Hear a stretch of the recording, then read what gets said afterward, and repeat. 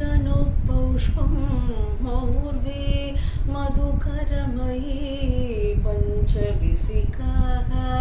वसन्तः सामन्तो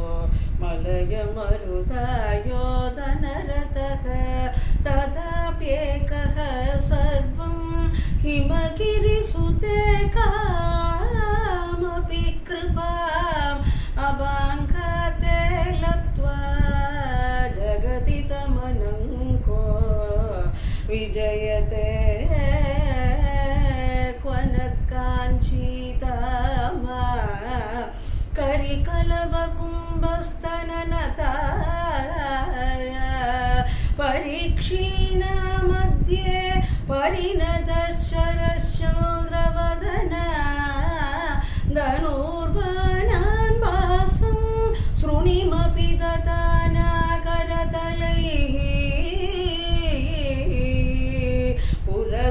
पुरस्तादास्तां नः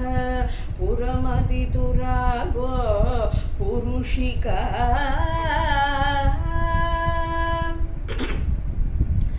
सुधा सिन्धोर्मध्ये सुरविटपिपाटी परिवृते मणिद्वीपे नीपो पवनवति चिन्तामणि गृहे शिवकारे मल्पे परमशिवपर्यङ्कनिलया भजन्ति त्वां धन्याः कतिचन सिदानन्द लहरी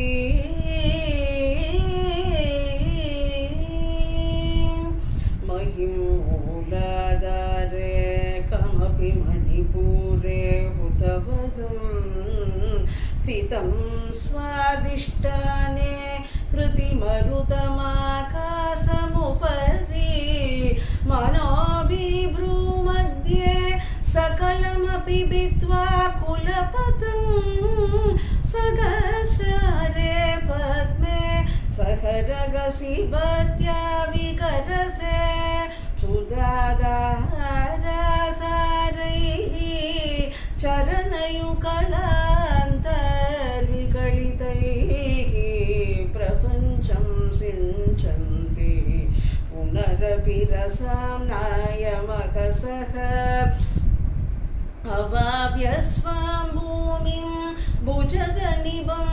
अद्युष्टवलयं स्वमात्मानं कृत्वा